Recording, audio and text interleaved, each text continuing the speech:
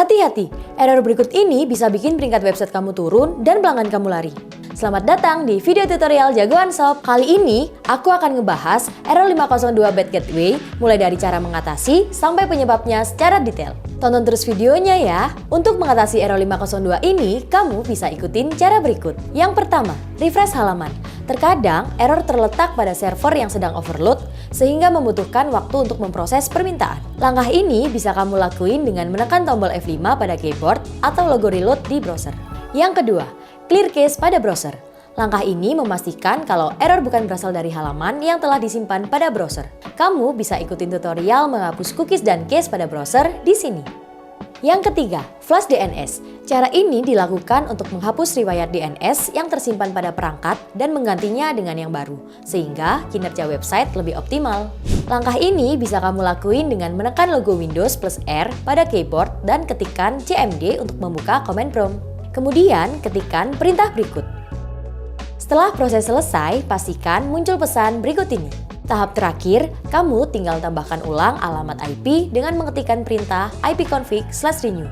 Perintah ini berfungsi untuk mendapatkan alamat IP baru. Yang keempat, gunakan load balancer. Load balancer berfungsi untuk meringankan kinerja server agar tidak terlalu berat dalam memproses permintaan atau request. Load balancer berguna untuk mengatur traffic data dan membagi pekerjaan server web secara merata. Yang kelima, meminta bantuan provider hosting.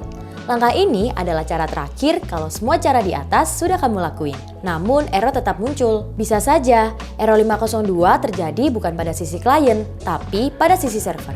Udah ngerti cara ngatasinnya, harus ngerti juga dong penyebabnya.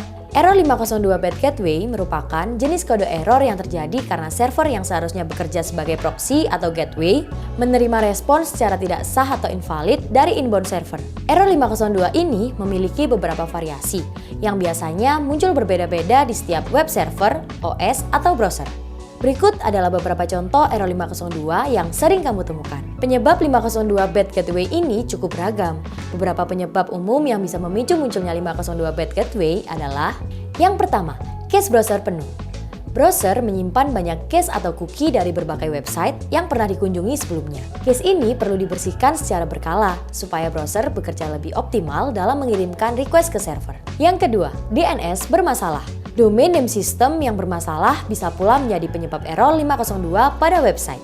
Masalah ini terjadi ketika nama domain website Anda tidak mengarah pada alamat IP yang valid atau terdaftar. Yang ketiga, plugin atau tema website belum diperbarui. Jika tema atau plugin tersebut belum diupdate, otomatis script atau query-nya bermasalah. Server otomatis akan menghentikan aktivitas tema atau plugin tersebut sampai diperbarui kembali. Yang keempat, masalah CDN. Layanan Content Delivery Network yang bermasalah mengakibatkan website tidak bisa menampilkan konten di halamannya. Akibatnya, server tidak mampu memproses dan mengirimkan request dari browser untuk menampilkan laman website yang dikunjungi. Sekian video tutorial jagoan kali ini sob. Like video ini kalau kamu suka, komen kalau ada informasi lainnya, share video ini ke kerabat terdekatmu, dan jangan lupa subscribe.